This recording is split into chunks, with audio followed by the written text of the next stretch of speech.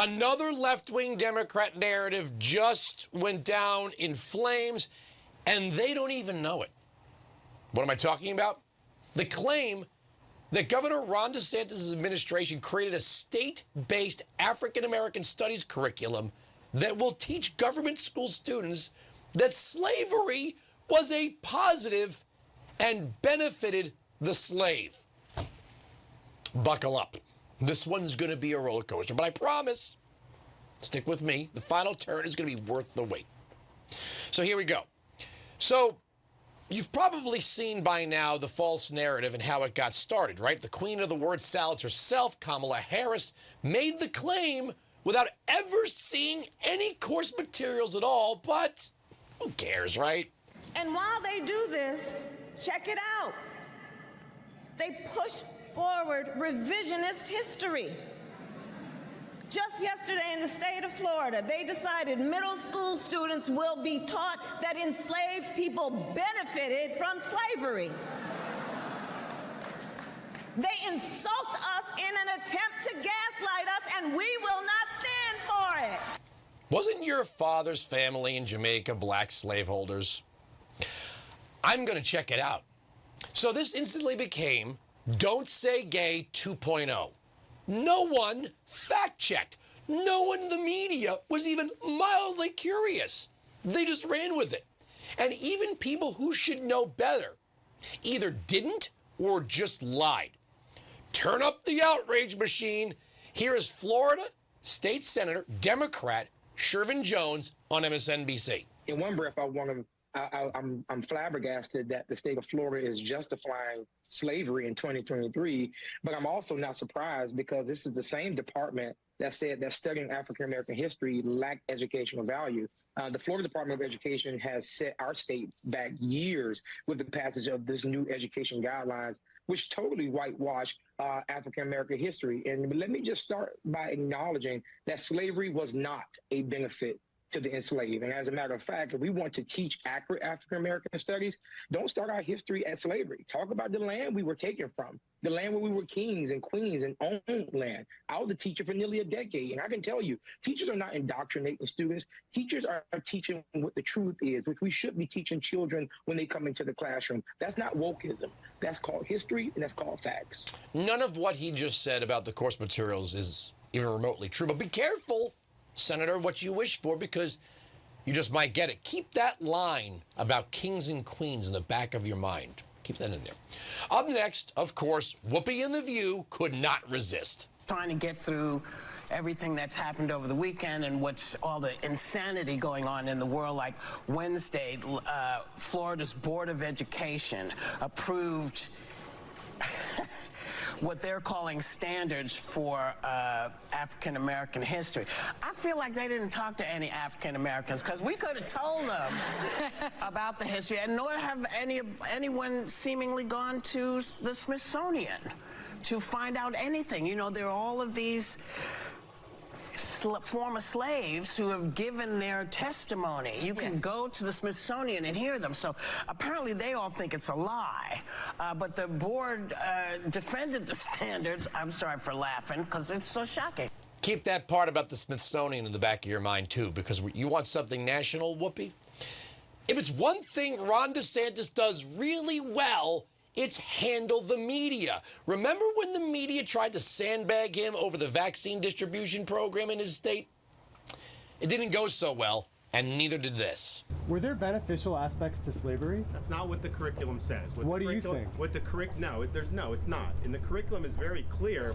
You have, I think it's like 200 plus pages of all kinds of stuff that you can't read that. Have you read it? So what's your opinion? Have you read it? I'm asking your opinion. But you haven't read it, so I'm just making that clear.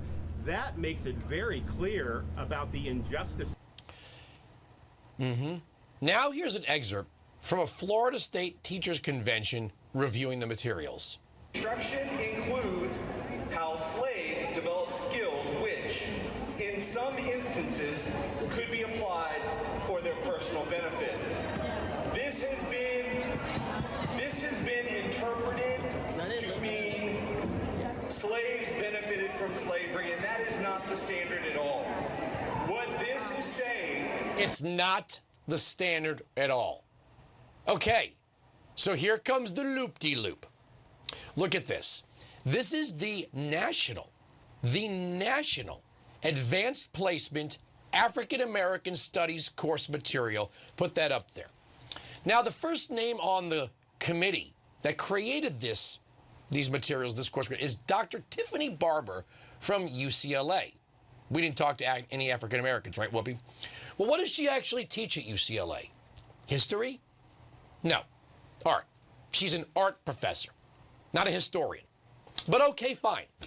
Now, remember what Senator Jones said about kings and queens? I want to read directly from the course materials. And I quote, "To maintain local dominance and grow their wealth, African leaders sold soldiers and war captives from opposing ethnic groups in some areas of the Americas. This led to a concentration of former African soldiers, which aided enslaved communities' ability to revolt." Between the lines of that is they actually sold one another into slavery in Africa. Senator Jones, you sure you want to focus on that? How African kings and queens sold people into slavery? They did. And how about this one? I can't believe I'm reading this. Some African Americans were enslaved by indigenous people in the 5 large nations: Creek, Cherokee, Choctaw, Chickasaw, Seminole. When indigenous enslavers were forcibly removed from their lands by the federal government during the Trail of Tears, they brought the black people they had enslaved. Whoa, whoa. First of all, Trail of Tears, first Democrat president, Andrew Jackson. But Native Americans, are they now white adjacent? Native Americans own slaves? We were never taught that. I was never taught that. Elizabeth Warren, you got some explaining to do. Are you paying the reparations as a white lady or Native Americans? And now here it is. Now here it is. The big one, ready yourself for this. You are not allowed to talk about the skills that enslaved people learned while being slaves. Right? That's what we heard. That by saying that, slavery is a positive. From the National Advanced Placement African American Studies curriculum, put that one up on the board for me. In addition to agricultural work, enslaved people learned specialized trades and worked as painters, carpenters, tailors, musicians, and healers in the North and South. Once free, African Americans used these skills to provide for themselves and others. Oh my God. And that's how the death of a Democrat narrative happens. Coast to coast, north to south, in middle school and high school classrooms, everywhere you look, students taking those course materials are taught that slaves acquired skills that they benefited from. And that's how the death of a Democrat narrative happens. Now, if you want to teach the history, let's do it, starting with Andrew Jackson and the Trail of Tears. And if it was bad for the Native Americans, what do you think it was like for their slaves? Then let's talk about the party that actually founded the Ku Klux Klan. Nathan Bedford Forrest was an elected Democrat. Who created segregation in Jim Crow? Democrat, Democrat, Democrat. Who segregated the federal workforce? Woodrow Wilson, a Democrat. And if you really want to teach the history, teach who ended slavery, what party was opposed to slavery, and who wrote the Emancipation Proclamation. Republican, Republican, Republican. As a matter of fact, after slavery, all of the slaves became Republicans. Let's take a look at some of the campaign materials for the Democrats in 1868. There it is, the Democratic ticket. This is a white man's country, let white men rule. And then another one, the tale of two platforms, the Democratic platform and the Republican platform. That narrative is over, even if the Democrats don't know it yet.